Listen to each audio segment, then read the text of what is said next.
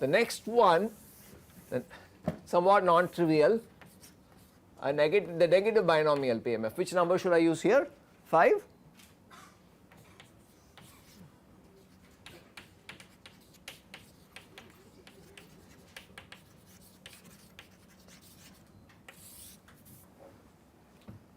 For this I am going to make sure that I say it correctly. So what is this negative binomial PMF?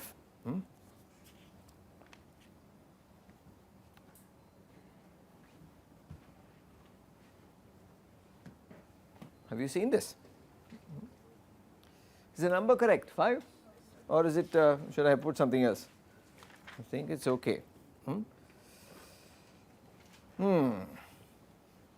This says, right, repeated trials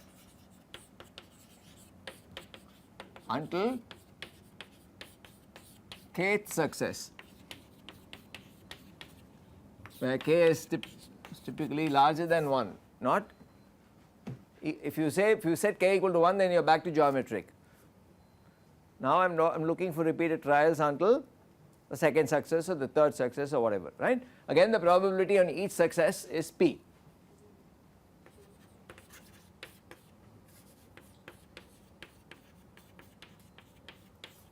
Small p.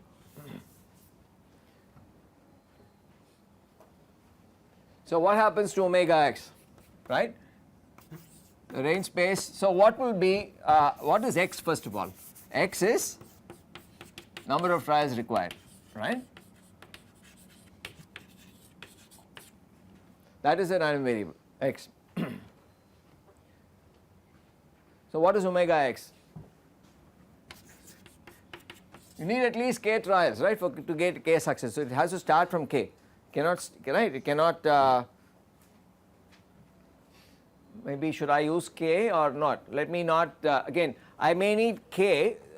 K now becomes a fixed parameter. It's no longer the free variable of the PMF. So maybe we'll make a small change. I wasn't so that I'll be uniform here, right? So this k is not the same as this. So I don't let me use rth here. I'm sorry about this, but I need to change this. Let me put rth success. R is now an integer, right? Please make this small change, right? So omega x in terms of r is what?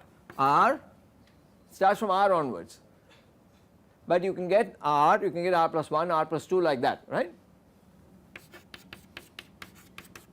Any of these are possible. So what is the probability that you get exactly, you need exactly k success where k is one of these integers? How do you write px of k?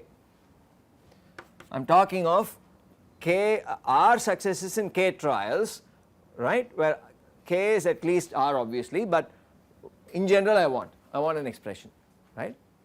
Again, combinatorics will be needed here. So what we are saying is, for example, if you want r successes, the last one has to be a success because you are going to stop counting at a success. So how many successes do you need before that? You need k minus 1, sorry, r minus 1 successes you need before the rth success. And how many spots do you have? You have k minus 1 trials for the r minus 1 successes. So therefore there is a combinatorial term here which is basically r minus 1 choose, or sorry, it is k minus 1 choose r minus 1.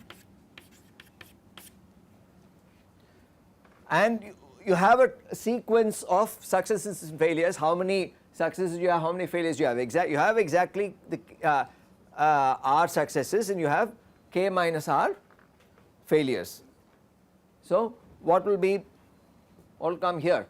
You have, how many successes do you have? We have exactly r successes, right, because that is what we want. You have exactly r successes, right, and therefore k minus r failures. So what, again you should, this by itself is not complete. You should say k greater than or equal to r, right, and it's understood that k is an integer, right, which means to say k equal to r plus 1 and so on. So this is the generalization of geometric PMF.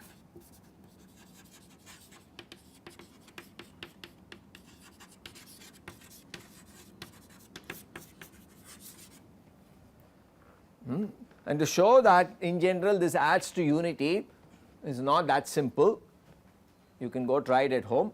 I will just do hint at what you have to do for k equal to 2, right. How do you go at it for k? What is the next value? For 1 we have already seen, for r equal to 2. For r equal to 1 you have geometric. What happens when you set r equal to 1? You have to get back.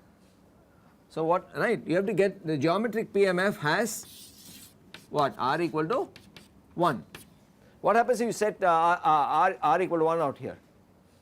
This is always 1, right. K minus 1 choose 0 is always 1 no matter what k you take, and you will get exactly p to the power of 1 minus p to the power of k minus 1, which is exactly what we wrote for the geometric case, isn't it?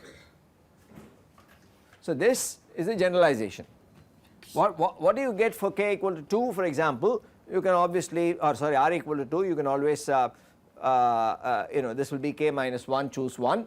So note that this, right,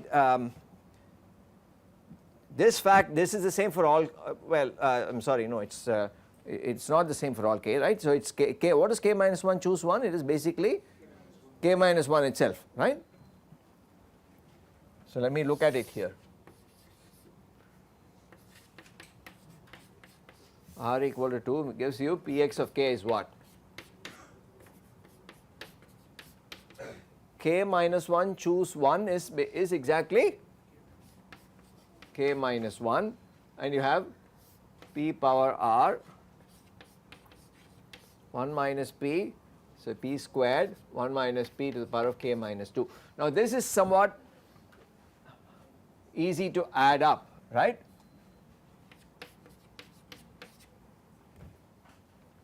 Because this p squared does not depend on k.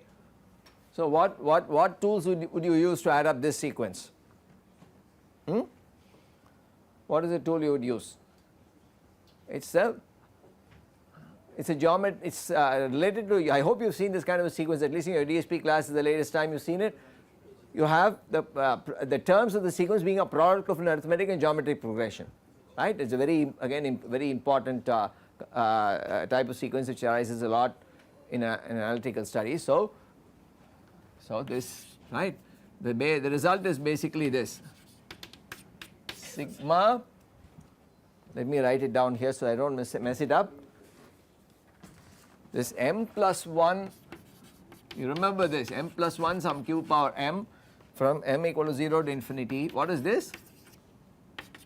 This is 1 by 1 minus q whole squared.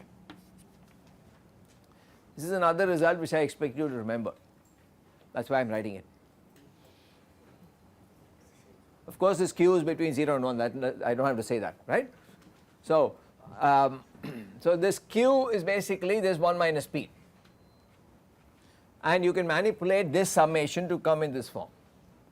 Even though you are going to be summing only from r equal to 2 to infinity, or sorry, k equal to 2 to infinity, you can always manipulate it to get it into that form and use that, you can show that easily for k equal to 2. And then maybe you can use induction if you want to show it for any arbitrary r after that, right. So I think I do not want to get any more into this, right, then I leave it at this, right. But this formula again is, I consider it fairly basic, and I think it is fair game to expect you to know it. Even if you can't exactly remember it, you should be able to reason it out. Is this everybody in this class should be able to reason out this, right. Once again, right, you have exactly k r successes in k trials, you have this p power r k minus r, 1 minus p power k minus r, the last one is a success, you have r minus 1 successes in k minus 1 trials, so you have this, you can choose that, you can choose these locations in this many ways. So that is just like the binomial, you get a binomial type coefficient out here. Without this it will not work clearly, right, because these r minus 1 successes can come anywhere in the first k minus 1 trials. You can get them all in the beginning, and then you can get a string of failures, then you can get the kth success, right, oh sorry, rth success. Okay, so I think let us move on. Again, this is a interesting PMF in many ways, so we should keep this also on our list, right, and Okay. So next, and let me just conclude this list of PMFs by looking at, in a way, something which could have been said earlier, but I am saying it now, the discrete uniform PMF, which we sort of used implicitly in our die throwing experiments, right? Die tossing.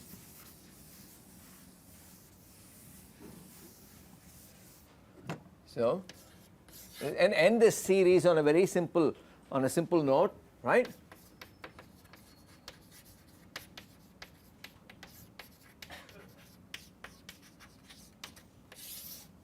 So here omega x is very simple, it is just 1 to n, right?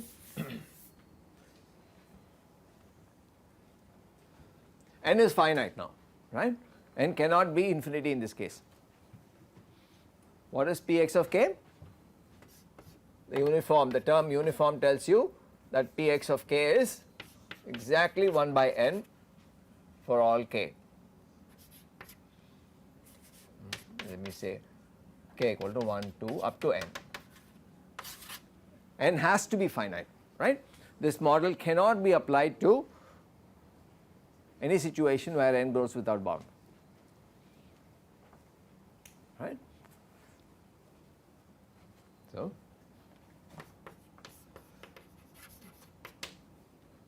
So this, I said just now, is a generalization of die tossing to any situation where you have a bunch of equally likely outcomes, right? And you can just, all we are saying is we are putting numbers on those outcomes from 1 to n. So if you have equally likely outcomes, you can immediately map it to a uniform, discrete uniform PMF. This should not be confused with the continuous uniform PMF that we will study later on, right? The two are distinctly and totally different, right? They have some commonalities, especially the title is the same, but this, that's why the term discrete is very important here.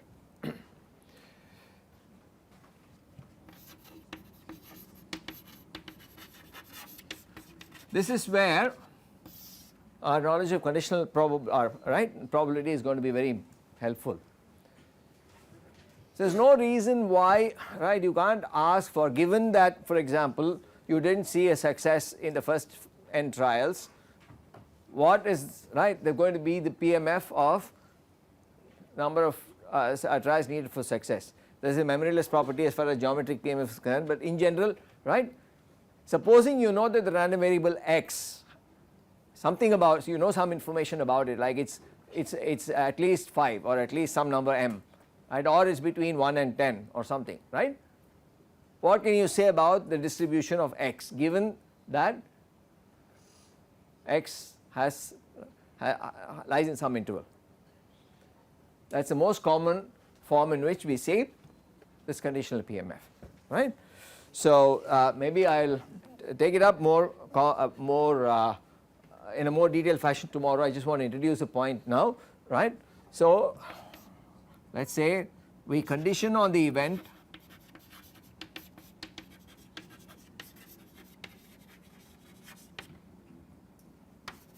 a less than x less than b.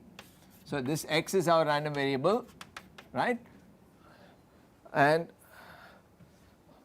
which this includes, for example, a less than x less than b, or I mean could even be equal, or for example x greater than c, or x, well let me just say x greater than b, something like this, right?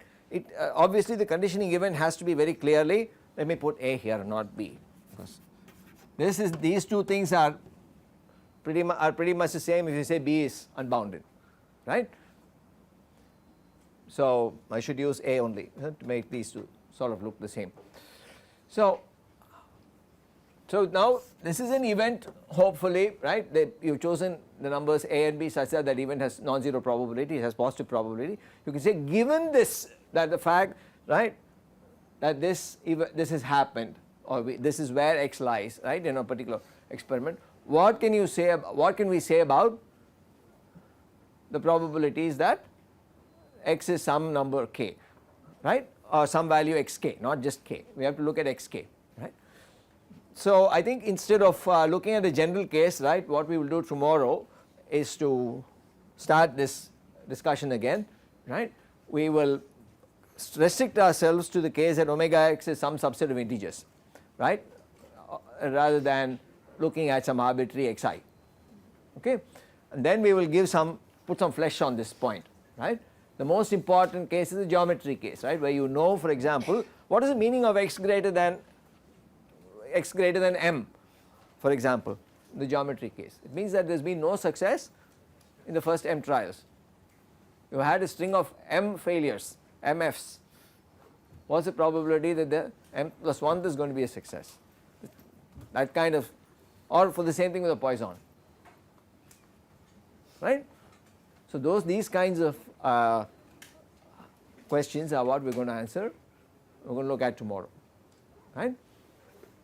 Okay. So we will stop here today.